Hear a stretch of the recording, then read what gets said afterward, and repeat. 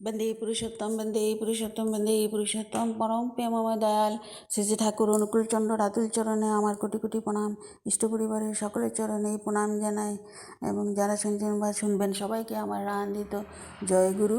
তো এখানে ঠাকুরকে কিছু প্রশ্ন করা হয়েছিল, সেটাই আমি আপনাদেরকে বলছি। এই সেই আলোচনা প্রসঙ্গ বই হোক, কথা হোক, প্রসঙ্গে হোক, যেখানেই হোক, তো এখানে আমি পেয়েছি সেটা আপনাদের বলছি। ভগবান শয়তান প্রসঙ্গে শ্রী শ্রী ঠাকুর অনুকূলচন্দ্র কী বলেছিলেন?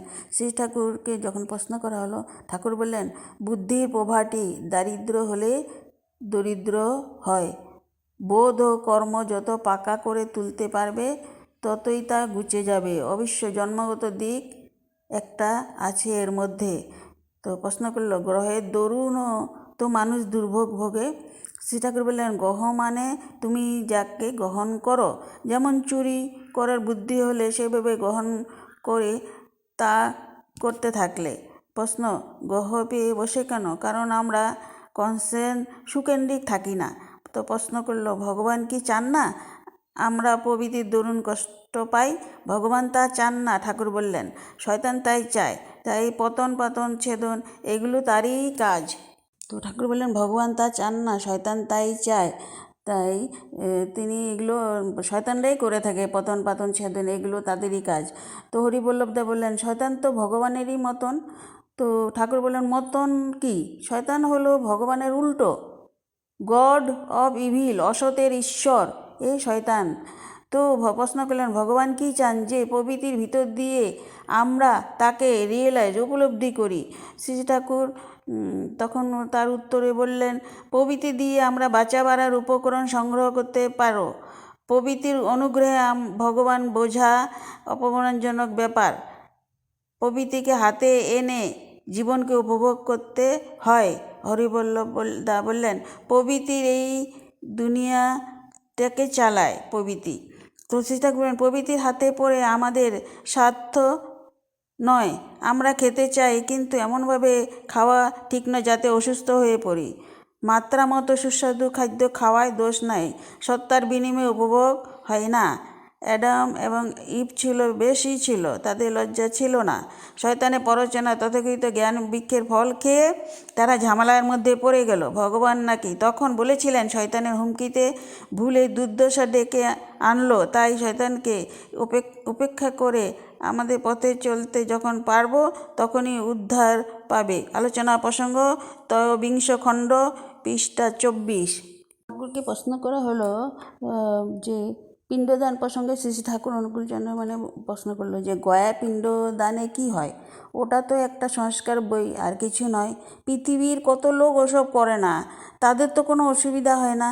তখন শ্রী শ্রী ঠাকুর সহস্রবদনে বললেন, গয়া রাজার রচিত পুরী। গয়া এসেছে গই ধাতু হইতে। গই ধাতু মানে গান কীর্তন। আমার মনে হয় মানুষের নামগুলি আসমিক নয়, নামের অর্থের সঙ্গে নামধারী প্রকৃতির সামঞ্জস্য থাকে। উক্ত গয় রাজার যে স্পেশাল অ্যাক্টিভিটি, বিশেষ কর্ম, সেখানে ছাপ থাকা সম্ভব। অর্থাৎ গয়া এমন একটি স্থান যেখানে মানুষের স্মৃতি, মানুষের বিষ্ণু পাদপদ্ম, গদাধরের পাদপদ্ম। ওই স্থানে এমনই মাহাত্ম্য, ওর সঙ্গে এমন গুণকীর্তন হয়, কীর্তিত হয়। আবার ওখানে আছে সমবন্ধন বিমোচন ট্র্যাডিশন, চিরপ্রচলিত রীতি জড়িত, যে ওখানে গেলে মানুষ শত যুগপদ শ্রীহরি ও বিগত প্রিয়জন যারা, তাদের সায়ন মনন গুণকীর্তন বিভোর হয়ে ওঠে। তো সন্মোহন এর ব্যাপারে দেখো না একটা বোতাম সম্বন্ধে এমন সাজেশন সংকেত হয়তো দিয়ে দিল যে 15 বছর পরে সে বোতাম দেখলে হিপটোনি সম্মিলিত হয়ে যায়। যাই হোক, গয়ায় গিয়ে নানা অনুষ্ঠানের ভিতর দিয়ে ওইভাবে মন কেন্দ্রীভূত হয়। তাছাড়া গয়ার পিণ্ডদান হিন্দুদের ঘরে এমন একটা ইম্পর্টেন্ট গুরুত্বপূর্ণ ব্যাপার যে কেউ গয়ায় গেলে আত্মীয় স্বজন বন্ধুবান্ধব তারাও হয়তো তার গয়া যাওয়ার উপলক্ষ করে সেই বিগত আত্মার চিন্তা নিয়ে জড়িত থাকে। সঙ্গে সঙ্গে পতিত পাবন বিষ্ণুর মাহাত্ম্য চিন্তন ওর সঙ্গে মিশে থাকে। বিগত আত্মার প্রিয়জন যারা, তাদের স্ত্রী পুত্র সবার মধ্যে যদি এমন ভাব থাকে, তবে তার পিণ্ড ধারণের অর্থাৎ ওই বিদেহী সত্তার বিশ্লিষ্ট মলিকুলাস পিণ্ডিকাগুলি ইন্টিগ্রেট সংহত হবার দেহ ধারণ করবার এক্টোপ্লাজমেটিক বডি অতিবাহিক দেহ এর প্রোটোপ্লাজমেটিক বডিতে জৈব শরীরে রূপ পরিগ্রহ করার সুবিধা হবার কথা। ওই বিষ্ণু পাদবদ্ধ হল সার্থক বিবর্তনী ও কেন্দ্রয়নী সূত্র। বিগত আত্মা স্মৃতির সঙ্গে ওই বিষ্ণু চিন্তা জাগরুক থাকায় সেই জীবাত্মা তার ভালো মন্দ সব নিয়েও একটা সুকেন্দ্রিক ঊর্ধ্বতনী সুর নিয়ে আসবার সুযোগ পায়। আমার এই রকম মনে হয়।